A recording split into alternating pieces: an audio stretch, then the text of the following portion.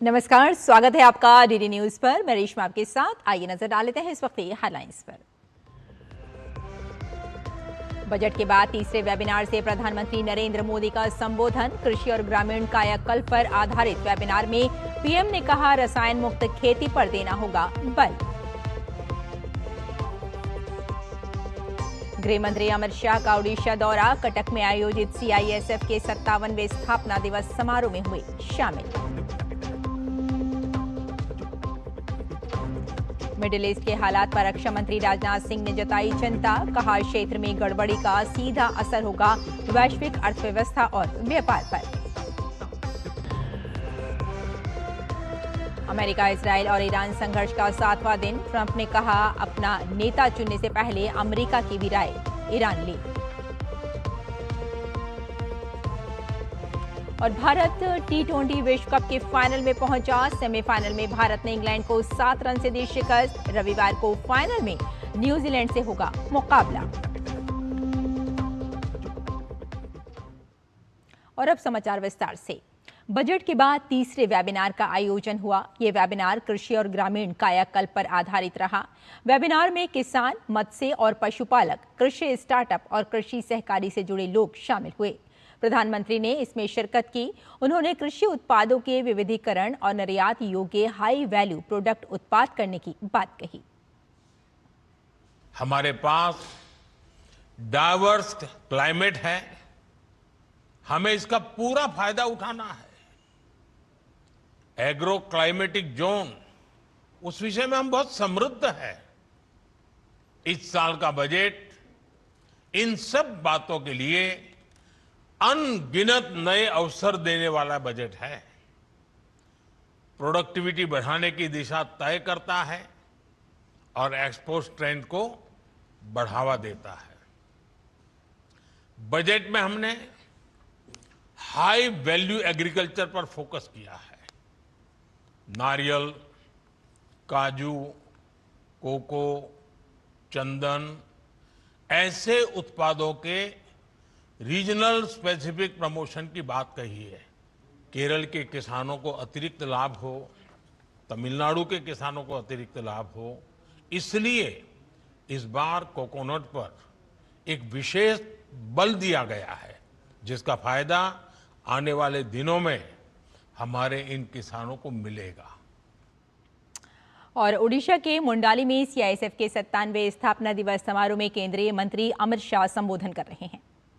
उप मुख्यमंत्री ओडिशा श्री केवी सिंह देव जी, उप मुख्यमंत्री ओडिशा बहन प्रबर्ती परिदा जी, यहीं के लोकप्रिय सांसद श्रीमान भर्तृहरि मेहताब जी, मेरे साथ दिल्ली से आए हुए श्री गोविंद मोहन जी, गृह सचिव भारत सरकार, श्री प्रवीण रंजन जी, सीआईएसएफ महानिर्देशक, आज की भव्य परेड में हिस्सा लेने वाले सभी जवान और देश भर के अनेक औद्योगिक स्थानों की सुरक्षा कर रहे सीआईएसएफ के मेरे प्यारे जवान भाइयों बहनों और वो उनके सभी परिजनों को मैं हृदय पूर्वक 57वें स्थापना दिन की बहुत बहुत शुभकामनाएं और बधाई देता हूं।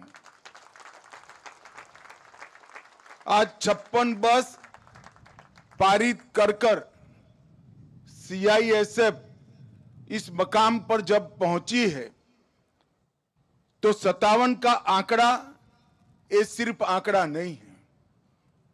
औद्योगिक सुरक्षा के क्षेत्र में शून्य से शिखर तक के एक कर्तव्य परायणता के प्रदर्शन करते हुए एक पुरुषार्थी यात्रा की गाथा है। यह देश की कल्पना, इस देश के अर्थतंत्र की मजबूती की कल्पना और इस देश को दुनिया का सबसे बड़ा अर्थतंत्र बनाने की संकल्पना औद्योगिक विकास के बगैर नहीं हो सकती। और औद्योगिक विकास को सुरक्षित वातावरण देने के लिए जरूरी है राष्ट्रीय स्तर पर एक इंडस्ट्रियल सिक्योरिटी फोर्स की। और मुझे बहुत आनंद है कि इस 56 सालों में सीआईएसएफ ने न केवल अपनी स्थापना के उद्देश्यों को सिद्ध किया है, इसके साथ साथ हर प्रकार की चुनौतियों से सीखते हुए समय के साथ अपने आप को बदलने का प्रयास भी किया है। उन्होंने आधुनिकता को भी अपनाया है और परंपराओं को भी जीवित रखा है। वीरता, त्याग, बलिदान, भारत के समृद्ध इतिहास की जो परंपरा है, इसके साथ एकाग्रता को भी इन्होंने जोड़कर आधुनिक हथियारों से लैस होकर हर प्रकार की चुनौतियों का सामना करने का जज्बा सीआईएसएफ ने दिखाया है। मैं आज इस मौके पर सीआईएसएफ के सभी जवानों को हृदयपूर्वक बहुत बहुत साधुवाद देना चाहता हूं। मित्रों, अभी मैंने परेड देखी। मैं सभी बल की स्थापना दिन की परेड में प्राय जाने का प्रयास करता हूं और उसको बारीकी से देखता भी हूं। आज मैं सीआईएसएफ की परेड का भी निरीक्षण कर रहा था और परेड के सामने से खुले वाहन में गुजर भी रहा था। दोनों वक्त दृढ़ता को कम करे बगैर आपके चेहरे की मुस्कान इस बात की द्योतक है कि आप सिविलियन क्षेत्र में काम करने वाले सुरक्षा बल हैं। और मुझे बहुत आनंद है। सुरक्षा बल का एक स्वभाव होना चाहिए। जो सीमाओं की सुरक्षा कर रहे हैं उनका एक स्वभाव होना चाहिए और देश की सीमाओं के अंदर जो सिविलियन क्षेत्र में अलग अलग प्रकार की सुरक्षा का काम करते हैं उनका स्वभाव होना चाहिए। मैं हृदयपूर्वक सीआईएसएफ के इस प्रोफेशनल अप्रोच को बहुत हृदय से बधाई देना चाहता हूं। मित्रों, भारत के औद्योगिक विकास की संकल्पना सीआईएसएफ के बगैर हो नहीं सकती।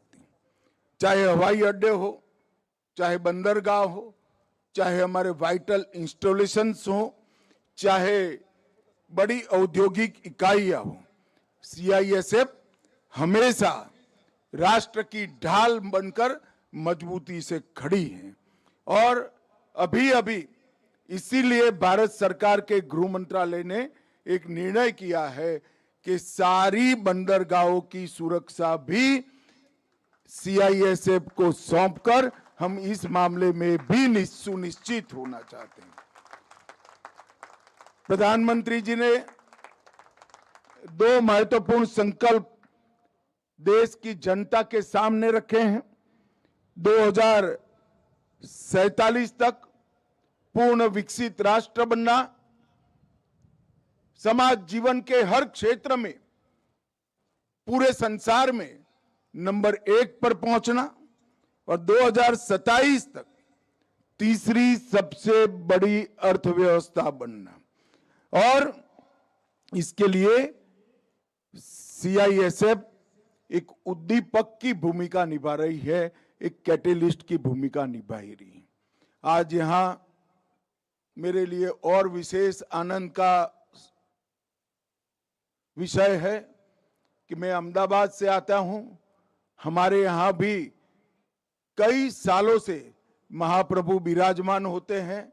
आज मैं उड़ीसा की इस भूमि पर महाप्रभु को प्रणाम करना चाहता हूं और महाप्रभु की इस पवित्र भूमि पर यहाँ ये कार्यक्रम हो रहा है, ये मेरे लिए बहुत आनंद का विषय है। कटक अपने आप में एक ऐतिहासिक शहर है। नेताजी का जन्म कटक में हुआ और लगभग 1000 वर्षों से भी अधिक कटक का इतिहास होता है। और कटक का ओडिया भाषा में मैं सही समझ रहा हूं तो इसका अर्थ ही सैन्य शिविर होता है। दो नदियों के बीच में एक व्यूहात्मक स्थान पर कई पीढ़ियों तक ये स्थान ने उड़ीसा के सुरक्षा की चिंता की है। जब मैं यहाँ आया हूं तब राजगुरु, बख्शी जगबंधु, वीर सुरेंद्र साई, ये सभी देशभक्तों को जरूर याद करना चाहता हूं। और बाजी राउत, सबसे कम उम्र में शहीद होने वाले हमारे शहीद को भी मनपूर्वक प्रणाम करना चाहता हूं। यहां आने से पहले मैंने सीआईएसएफ के शहीदों के स्मारक पर रिंग चढ़ाकर सम्मान देकर आया हूं। आज वो सभी बलिदानी सीआईएसएफ के कर्मियों के परिवारजनों को मैं कहना चाहता हूं कि आपके परिजनों के बलिदान ने देश को आर्थिक रूप से मजबूत होने में बहुत बड़ी भूमिका दी है। सीआईएसएफ हमेशा अपने कर्तव्यों से पीछे नहीं हटी। आज यहां पर 9 राष्ट्रपति विशिष्ट सेवा पदक, 2 सर्वश्रेष्ठ वाहिनी पदक, अंतर्राष्ट्रीय खेलों में प्रदर्शन करने वाले खिलाड़ियों का पदक, ये इस बात का साक्षी है कि हर क्षेत्र में सीआईएसएफ उत्कृष्ट प्रदर्शन के लिए हमेशा तैयार रहती है। अब तक 56 सालों में सीआईएसएफ के वीरता और विशिष्ट सेवा के लिए 13,700 पदक प्राप्त कर एक बल ए नाते अपनी दक्षता का परिचय दिया है। मैं ये सभी जवानों को बधाई देना चाहता हूं। मित्रों, आज यहां से 890 करोड़ की अलग अलग योजनाओं का, 5 योजनाओं का भूमि पूजन या लोकार्पण हुआ। राजरहाट का आवासीय परिसर और मैदानगढ़ी दिल्ली का आवासीय परिसर पूर्ण हो गया है और वो कई सीआईएसएफ के कर्मचारियों को, हमारे जवानों को, उनके परिजनों को रहने के लिए बहुत अच्छी सुविधाएं प्राप्त कराएगा। कामरूप, नासिक और सीहोर, इस सभी जगह आरक्षित वाहिनी के परिसर का भूमि पूजन किया गया है और आज सेंटिनल सीआईएसएफ की वार्षिक पत्रिका का भी यहां पर लोकार्पण हुआ है। मित्रों, सीआईएसएफ हमारे देश के 70 हवाई अड्डों सहित देश के 361 महत्वपूर्ण संस्थानों का सुरक्षा करने का काम कर रहा है और इसमें इतनी वेरासिटी है, इतने अलग अलग प्रकार है। कहीं तो आप सरदार पटेल के भव्य स्मारक की भी सुरक्षा कर रहे हो, कहीं पर लोकतंत्र की सबसे बड़ी पंचायत ऐसे हमारे संसद परिसर की सुरक्षा कर रहे हैं और कहीं पर कोई बांध या क्रिटिकल रेलवे इंस्टॉलेशन की भी सुरक्षा कर रहे हैं। ये सभी अलग अलग प्रकार की सुरक्षाओं के साथ अब हमने बंदरगाहों की सुरक्षाओं को भी जोड़ने का काम किया है। ड्रोन सुरक्षा में भी सीआईएसएफ को नोडल एजेंसी की भूमिका दी है और इसके साथ साथ एक नए वर्टिकल कुछ बनाने के लिए भी गृह मंत्रालय ने निर्णय किया है। मित्रों, आज मैं यहां पर आया हूं तब कार्यक्रम के माध्यम से देश की जनता को बताना चाहता हूं, कर्तव्य भवन, सेवा तीर्थ, नोएडा अंतर्राष्ट्रीय हवाई अड्डा, नई मुंबई हवाई अड्डा, लेंगपुई हवाई अड्डा, जवाहरपुर ताप विद्युत परियोजना, भांकड़ा बांध परियोजना, एचपीसीएल राजस्थान रिफाइनरी परियोजना, तलाईपल्ली कोयला खनन परियोजना, ये सभी नए स्थान हैं जो विगत 1 साल में सीआईएसएफ को सुरक्षा के लिए सुपुर्द किए गए हैं। उड़ीसा के भी कई नए स्थानों इनको दिए गए हैं। अब पोर्ट सिक्योरिटी संभालने के बाद इस देश की बहुत बड़ी समुद्र सीमा में आए हुए हमारे आर्थिक समृद्धि के कारण ऐसे हमारी बंदरगाहों की सुरक्षा भी यहां पर आ जाएगी। हमने 4 साल पहले सीआईएसएफ को हाइब्रिड मोड में एक मॉडल डेवलप कर प्राइवेट औद्योगिक गृहों को भी सुरक्षा प्रदान करने का आग्रह किया था। मुझे आनंद है, ये हाइब्रिड मॉडल को मैंने देखा है, बहुत अच्छे तरीके से सर्वाधिक आधुनिक उपकरणों के साथ ये हाइब्रिड मॉडल तैयार किया गया है और अब आने वाले दिनों में सीआईएसएफ निजी औद्योगिक गृहों को भी सुरक्षा हाइब्रिड मोड में प्रदान करने के लिए तैयार हो जाएगी। मित्रों, नरेंद्र मोदी सरकार का एक संकल्प है कि 31/3/2026 को हम इस देश को नक्सलवाद से मुक्त कर देंगे और उसमें भी सीआईएसएफ का बहुत बड़ा योगदान है। उड़ीसा हो, छत्तीसगढ़ हो या तेलंगाना हो, सभी जगह पे सीआईएसएफ ने नक्सल अभियान के उन्मूलन में एक प्रकार से अपनी भूमिका निभाई है।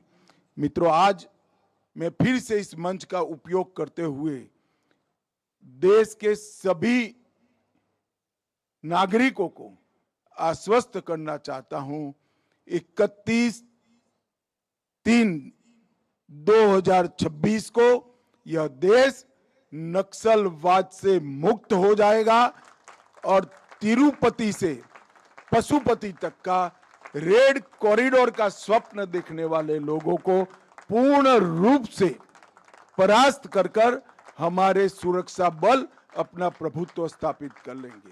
ये बहुत बड़ी उपलब्धि हमारे प्रधानमंत्री जी के नेतृत्व में हमारे सुरक्षा बलों की है।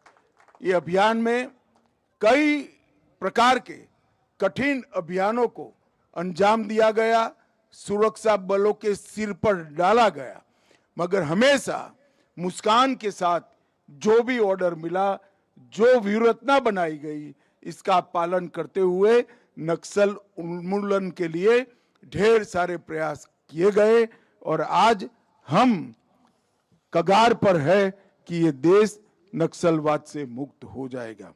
मित्रों, पूरे देश का विकास हमारे प्रधानमंत्री जी का लक्ष्य है। 2047 तक विकसित भारत की संकल्पना हमारे प्रधानमंत्री जी का लक्ष्य है। इसके लिए भारत की आंतरिक सुरक्षा और बाह्य सुरक्षा सुनिश्चित करना इसकी पूर्व शर्त है और आंतरिक सुरक्षा और बाह्य सुरक्षा को सुनिश्चित करने के लिए भारत सरकार का गृह मंत्रालय सीमाओं पर और सीमा के अंदर दोनों जगह अपनी भूमिका निभाने के लिए मुस्तैद है।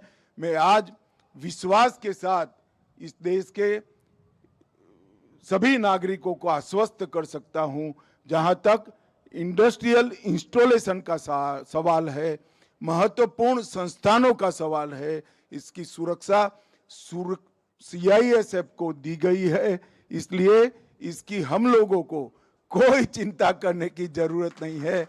सीआईएसएफ का जवान अहरनिश चारों प्रकार के मौसम में अपनी ड्यूटी बजाने के लिए, अपनी ड्यूटी को अंजाम देने के लिए बहुत बखूबी तैयार है। मैं फिर से एक बार सीआईएसएफ के 2 लाख से अधिक जवान, उनके परिवारजन और रिटायर्ड सीआईएसएफ के सभी जवान और उनके परिजनों को मनपूर्वक बहुत बहुत स्थापना दिन की बधाई देकर मेरी वाणी को विराम देता हूं। वंदे मातरम। भारत माता की जय। कटक में आयोजित सीआईएसएफ के 97वें स्थापना दिवस समारोह में केंद्रीय मंत्री अमित शाह शामिल हुए और अपने संबोधन में उन्होंने कहा कि सीआईएसएफ के आधुनिकता को जो अपनाया है, उससे साथ में ये भी कहा कि वो परंपरा को भी साथ लेकर चलिए। साथ ही उन्होंने शुभकामनाएं दी और कहा कि आधुनिक हथियारों से लैस होकर सीआईएसएफ ने अपना दम दिखाया है। चुनौतियों का सामना सीआईएसएफ ने किया है और खुद को कहीं ना कहीं बदला भी है और साथ में उसके जो एक प्रोफेशनल अप्रोच है उसकी भी केंद्रीय मंत्री ने तारीफ की। साथ ही उन्होंने कहा कि राष्ट्र की ढाल बनकर हमेशा साथ साथ खड़ा रहा है CISF। और ख़ास बात उन्होंने ये भी कही कि जो बंदरगाहों की सुरक्षा है वो CISF को दे दी गई है, यानी CISF की जो जितने भी उनके कर्तव्य हैं वो कभी भी इससे पीछे नहीं हटे हैं और देश के लिए हमेशा खड़ा रहा है CISF। फिलहाल ये एक छोटा सा ब्रेक लेते हैं, जल्द हाजिर होते हैं। आप देखते रहिए DD न्यूज़।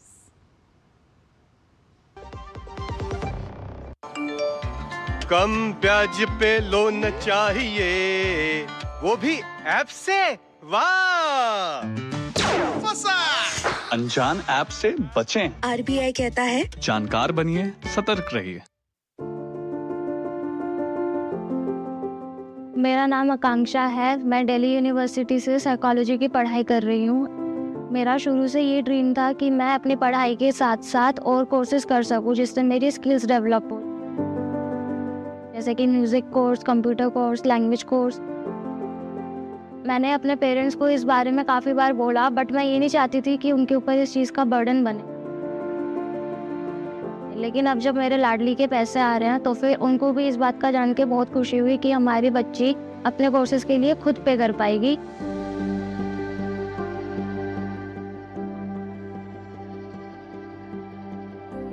इस चीज़ के लिए मैं PM Narendra Modi ji and CM Rekha Gupta को थैंक्स बोलना चाहूँगी। एक कदम हमने बढ़ाया, एक कदम दिल्ली सरकार ने, तभी तो आज बेटियां आगे बढ़ रही हैं। पहला कदम बदलाव का, 1 साल विकास का। गांव में आया नया हीरो, खरपतवार का डर हुआ जीरो। अब खेती का काम होगा खास, जब ये सुपरस्टार होगा हर किसान के पास। गांव का superstar steel MH210 power weeder. Steel उपकरण लाए परिवर्तन। इन्होंने हेल्थ इंश्योरेंस नहीं लिया और हॉस्पिटल्स के लाखों के बिल चुकाने में अपनी सारी सेविंग्स गवा दी। और इन्होंने पॉलिसी बाजार से हेल्थ इंश्योरेंस लिया, जेब से एक भी पैसा खर्च नहीं हुआ और पॉलिसी बाजार ने कैशलेस क्लेम दिलवाने में इनको पूरा सपोर्ट किया। तो रिस्क मत लो, पॉलिसी बाजार से 1 करोड़ का हेल्थ इंश्योरेंस सिर्फ 525 रुपए महीने से शुरू। ब्रेक के बाद एक बार फिर आपका स्वागत। आइए आगे बढ़ते हैं। रक्षा मंत्री राजनाथ सिंह आज कोलकाता में सागर संकल्प सम्मेलन में शामिल हुए। इस दौरान उन्होंने मिडिल ईस्ट के हालात और उसके असर की बात की। उन्होंने कहा कि स्ट्रेट ऑफ हॉर्मुज या पूरा पर्शियन गल्फ क्षेत्र दुनिया की एनर्जी सिक्योरिटी का एक बहुत अहम क्षेत्र है। जब इस क्षेत्र में डिस्टर्बेंस या फिर डिस्ट्रप्शन होता है तो उसका सीधा असर तेल और गैस की सप्लाई पर पड़ता है। राजनाथ सिंह ने कहा कि वैश्विक तनाव से अनिश्चितता का सीधा असर अर्थव्यवस्था और वैश्विक व्यापार पर पड़ता है। अभी चल रही मिडिल ईस्ट की स्थिति, इसका मैं मानता हूं कि एक ज्वलंत उदाहरण है। आज जो वहां हो रहा है वह बहुत ही असामान्य है। आगे चलकर मिडिल ईस्ट में या हमारे पड़ोस में परिस्थितियां किस दिशा में जाएंगी, इस पर अभी कोई कॉन्क्रीट प्रेडिक्शन करना कठिन है। यदि हम स्ट्रेट ऑफ हार्मुज या पूरे पर्शियन गल्फ क्षेत्र को देखें तो यह विश्व की एनर्जी सिक्योरिटी का एक अत्यंत महत्वपूर्ण क्षेत्र है। जब इस क्षेत्र में डिस्टर्बेंस या डिसरप्शन होता है तो उसका सीधा असर ऑयल और गैस की सप्लाई पर पड़ता है। यही नहीं, आज हम सप्लाई चेन डिसरप्शन केवल ऊर्जा क्षेत्र में ही नहीं बल्कि अन्य क्षेत्रों में भी देख रहे हैं। इन अनसर्टेनिटीज का सीधा प्रभाव इकोनॉमी और ग्लोबल ट्रेड पर पड़ता है। और आज जिस तरह अलग अलग देश लैंड पर, एयर में, सी में और अब तो स्पेस तक में एक दूसरे को टक्कर ले रहे हैं, वह वास्तव में यह हम सभी के लिए चिंता का विषय है। यह एक एबनॉर्मल सिचुएशन है, मैं ऐसा मानता हूं। What I consider as more worrying is the fact that this abnormalcy is becoming the new normal. रक्षा मंत्री राजनाथ सिंह ने कहा कि इंडियन नेवी की रेडीनेस ऑपरेशन सिंदूर जैसे अभियानों की सफलता और आत्मनिर्भरता की दिशा में बढ़ते कदम ये सभी संकेत देते हैं कि भारत का रक्षा क्षेत्र सही दिशा में आगे बढ़ रहा है। सागर संकल्प कॉन्क्लेव में मैं यह कहना चाहूंगा कि सागर यानी समुद्र, आप सभी जानते हैं, आज अपॉर्चुनिटी भी है और चैलेंज भी है। यदि हम कोऑर्डिनेटेड प्लानिंग, टेक्नोलॉजी एडॉप्शन और इंस्टीट्यूशनल सिनर्जी के साथ आगे बढ़ें तो भारत एक मैरीटाइम डोमेन सेफ, प्रॉस्परस और स्ट्रांग होगा। और यह समय है जब हमें अपने मैरीटाइम विजन को क्लियर, कॉन्फिडेंट और कलेक्टिव रूप में आगे बढ़ाना है। साथियों, इंडियन नेवी की रेडीनेस, ऑपरेशन सिंदूर जैसे अभियानों की सफलता और आत्मनिर्भरता की दिशा में बढ़ते कदम, ये सभी इस बात को के इंडिकेटर्स हैं कि भारत का रक्षा क्षेत्र सही दिशा में आगे बढ़ रहा है। यही हमारा संकल्प है, यही हमारी दिशा है। तो इस बुलेटिन में फिलहाल इतना ही, लेकिन डीडी न्यूज पर खबरों का सिलसिला जारी रहेगा। फिलहाल मुझे अनुमति दी। नमस्कार।